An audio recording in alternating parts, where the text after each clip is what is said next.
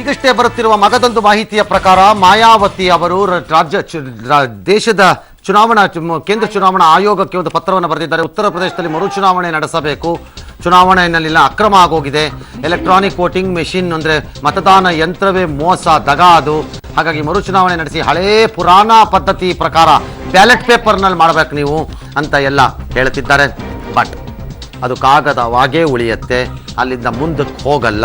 I can say it now, unless ಆಕೆ ಏನಾದ್ರೂ ಅಲ್ಲ, ಅದಕ್ಕೆ ಬೇಕಾದ ಸಾಕ್ಷ್ಯಾಧಾರಗಳನ್ನು ಹೇಗೆ ಟ್ಯಾಂಪರ್ ಆಗಿದೆ ಈ ಮೆಷಿನ್ಗಳು ಅನ್ನೋದನ್ನ ತಂದಿಡದಿದ್ದಾರೆ, ಅದು ಒಂದು ಕಾಗದವಾಗಿ ಉಳಿಯುತ್ತೆ.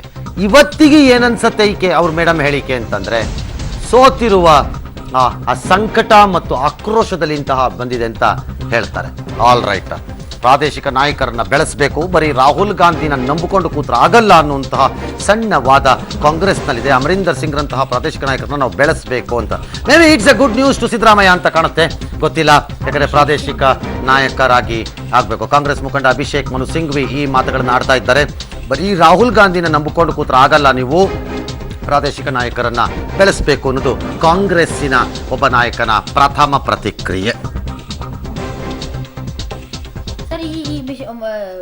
ಕುತೂಹಲಕ್ಕೆ ಹೇಳ್ತಾ ಇದ್ದೀನಿ ಸರ್, ಕೆಟ್ಟ ಕುತೂಹಲಕ್ಕೆ, ಮಷಿನ್ ಟ್ಯಾಂಪರ್ ಆಗಿದ್ಯಾ ಆಗಿಲ್ವಾ? ಒಂದು ವೇಳೆ ಅಂತಹ ಸಸ್ಪೆಕ್ಷನ್ ಬಂದ್ರೆ ಏನ್ ಮಾಡ್ತಾರೆ? ನೀವು ಒಳ್ಳೆ ಕಥೆ ಆಯ್ತಲ್ರಿ, ನೀವು ನಾನೇನೋ ಒಬ್ಬ ದುರ್ಬೀನ್ ಹಾಕೊಂಡು ಹಿಡ್ಕೊಂಬಂದು ನೋಡ್ಕೊಂಬಂದು ಅವನಂಗೆ ಹೇಳ್ತಾ ಇದ್ದೀರಿ ನೀವು ನನಗೆ.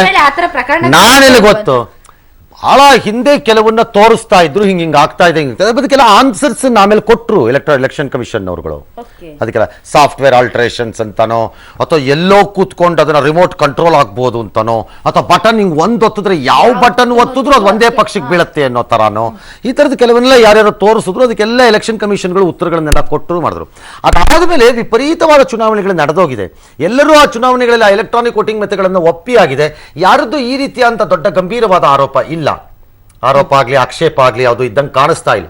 ಹಾಗಾಗಿ ಇಟ್ಸ್ ವೆರಿ ಡಿಫಿಕಲ್ಟ್ ಮಾಯಾವತಿ ಅವರು ಈ ಹಂತದಲ್ಲಿ ಅದನ್ನು ಹೇಳೋದು. ಬಟ್ ನನಗೆ ಅರ್ಥ ಆಗುತ್ತೆ ಆಕೆ ಅವರ 6-7 ತಿಂಗಳ ಹಿಂದೆ ಉತ್ತರ ಪ್ರದೇಶದಲ್ಲಿ ಮಾಯಾವತಿ ಸರ್ಕಾರವನ್ನು ರಚನೆ ಮಾಡ್ತಾರೆ ಅನ್ನುವಂಥ ಹವಾ ಇದ್ದಿದ್ದು. ಕೊಚ್ಕೊಂಡು ಹೋಗ್ತಾರೆ ಇವರಿಬ್ರು, ಏಕಪಕ್ಷವಾಗಿ ಆಕೆನೇ ಸರ್ಕಾರ ಮಾಡ್ತಾರೆ ಅನ್ನೋ ಹವಾ ಇದ್ದಿದ್ದು. ಆದರೆ ನಿಧಾನವಾಗಿ ಅದು ಕೊಚ್ಚಿ ಕೊಚ್ಚಿ ಕೊಚ್ಚಿ ಹೋಗಿ ಅಂತಿಮವಾಗಿ ಈ ಹಂತಕ್ಕೆ ಬಂದಿದೆ. ಹಾಗಾಗಿ ಸಹಜವಾಗಿ ಆಮೇಲೆ ಅಂತ್ಯದಲ್ಲಿ ಏನಿಸ್ತು ಆಕೆಗೆ, ನಾನು ಅಟ್ಲೀಸ್ಟ್ ಕಿಂಗ್ ಮೇಕರ್ ಆಗ್ತೀನಿ ಏನೋ ಅನಿಸಿತ್ತು ಎಕ್ಸಿಟ್ ಪೋಲ್ಸ್ ನೋಡಿದಾಗ. ಈಗ ಅದು ಹೊರಟೋಗಿದೆ. ಹಾಗಾಗಿ BSPಗೆ ಒಂದು ಪಕ್ಷವಾಗಿ ಉಳಿದುಕೊಳ್ಳಲು 10 ವರ್ಷಗಳ ಕಾಲ ಅಧಿಕಾರದಲ್ಲಿದ್ದಾಗ ಬಹಳ ಕಷ್ಟ ಆಗುತ್ತೆ. ಮುಂದಿನ ದಿನಗಳು ಮಾಯಾವತಿಗೆ ತುಂಬ ಕಷ್ಟ ಇದೆ, ಅಷ್ಟು ಸುಲಭ ಅಲ್ಲ ಅದು. ಬಿಕಾಸ್ ಆ ಪಕ್ಷ ಹೋಲ್ಡ್ ಮಾಡೋದು ಕಷ್ಟ. ಲೈಕ್ JDS, ಈಗ ಈ ಟರ್ಮಲ್ಲಿ JDSಗೆ ಏನಾದ್ರು ಒಂದು ಅಧಿಕಾರ ಬರದೇ ಇದ್ದಾರೆ, ಮತ್ತೆ ಪವರ್ಗೆ ಒಂದು ಸಣ್ಣದಾಗಿ ಹತ್ರಕ್ಕೆ ಹೋಗದೆ ಇದ್ರು, ಇಟ್ಸ್ ಟಫ್ ಆ ಪಕ್ಷವನ್ನ ಬಹಳ ಗಟ್ಟಿಯಾಗಿ ಉಳಿಸ್ಕೊಳ್ಳೋಂಥದ್ದು. ಪಕ್ಷ ಸಾಯಲ್ಲ, ಗಟ್ಟಿಯಾಗಿ ಉಳಿಸ್ಕೊಳ್ಳೋದು ಕಷ್ಟ. ಹಾಗಾಗಿ ಮಾಯಾವತಿ ಆ ಮಾತುಗಳನ್ನ ಆಡಿರ್ಬೋದು. ಲೆಟ್ಸ್ ಸಿ ಯಾರೇನು ರೆಸ್ಪಾನ್ಸ್ ಮಾಡ್ತಾರೆ. ಸರ್, ಒಟ್ಟಾರೆ ಇವತ್ತಿನ ಪಂಚರಾಜ್ಯಗಳ ಈ ಚುನಾವಣಾ ಫಲಿತಾಂಶ, ಇನ್ನೇನು ಪ್ರಕಟಿತ ಫಲಿತಾಂಶಗಳು ಬರೋದಕ್ಕೆ ಆರಂಭ ಆಗಿದೆ. ಗೋವಾ, ಮಣಿಪುರ ಮತ್ತು ಪಂಜಾಬ್ನಲ್ಲಿ ಅಧಿಕಾರವನ್ನ ಹಿಡಿತಾ ಇರೋದು ಕಾಂಗ್ರೆಸ್.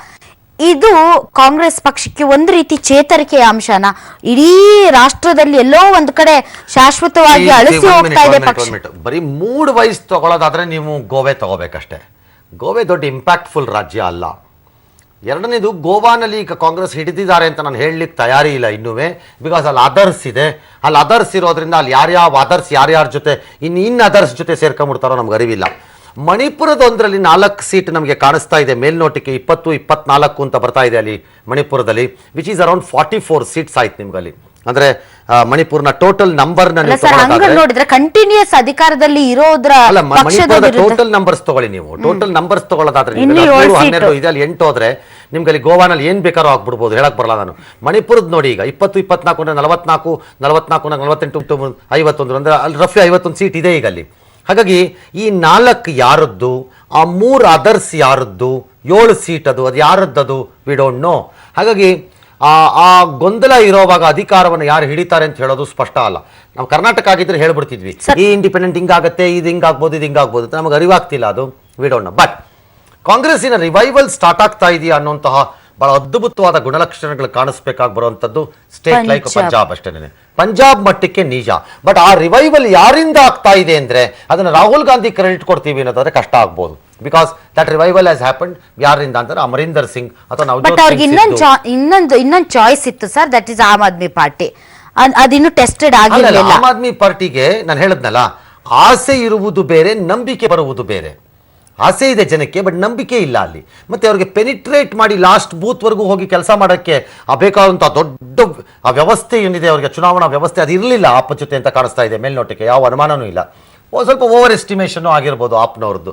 ಆದರೆ ಕಾಂಗ್ರೆಸ್ಸಿನ ರಿವೈವಲ್ ಪಂಜಾಬ್ನಿಂದಾನೆ ಅಂದರೆ ಕಷ್ಟ ಆಗ್ಬೋದು, ಬಿಕಾಸ್ ದೊಡ್ಡ ರಾಜ್ಯಗಳಿಂದ ಕಳ್ಕೊಂಡಿದ್ದಾರೆ. ಅದು ಮುಂದೇನು ಮಾಡುತ್ತೋ ನನಗೆ ಅರಿವಿಲ್ಲ. ಒಂದಂತೂ ನಿಜ, ಉತ್ತರ ಪ್ರದೇಶದಲ್ಲಿ ಯಾರು ನಿರೀಕ್ಷೆ ಮಾಡದ ಫಲಿತಾಂಶ ಇನ್ಕ್ಲೂಡಿಂಗ್ BJP ಬಂದಿದೆ. ಅದರ ಜೊತೆಗೆ ನರೇಂದ್ರ ಮೋದಿ ಅವರ ಪರಿಸ್ಥಿತಿ ಇನ್ನಷ್ಟು ಭದ್ರ ಆಗಿದೆ. ಯಾವ ರೀತಿಯಲ್ಲಿ ಅಂದರೆ ರಾಜ್ಯಸಭೆಯಲ್ಲಿ ಅವರಿಗೆ ಬಹುಮತ ಸಿಕ್ಕಿಬಿಡಬಹುದು ಇದರ ಪರಿಣಾಮವಾಗಿ.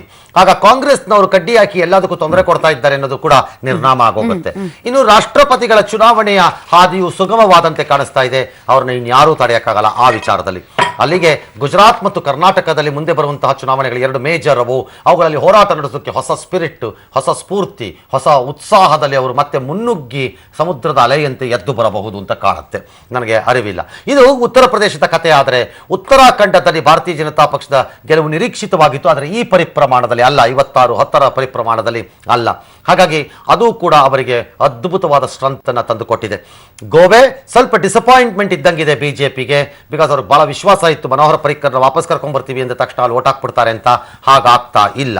ಇನ್ನು ಮಣಿಪುರ, ಭಾರತೀಯ ಜನತಾ ಪಕ್ಷ ಸರ್ಕಾರ ರಚನೆ ಮಾಡದಿದ್ದರೂ ಒಂದೇ ಸೀಟ್ ಇಲ್ಲದಿದ್ದಂತಹ BJP ಏಕ್ದಮ್ ದಿಢೀರ್ ಅಂತ 20ಕ್ಕೆ ಬಂದು ಸರ್ಕಾರವನ್ನೇ ರಚನೆ ಮಾಡಿಬಿಡುತ್ತೇನೋ ಅನ್ನೋ ಪರಿಸ್ಥಿತಿನ ತಲುಪಿರೋದೇ ಬಹಳ ದೊಡ್ಡ ಸಾಹಸ ಅಂತ ಕರಿಬೇಕು.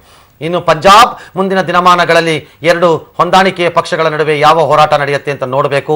ಯಾಕಂದರೆ BJP ಸಹಜವಾಗಿ ಹೇಳುತ್ತೆ ಈ ಸೋಲಿಗೆ, ಹೀನಾಯ ಸೋಲಿಗೆ ಶಿರೋಮಣಿ ಅಕಾಲಿ ದಳವೇ ಕಾರಣ ಅಂತ.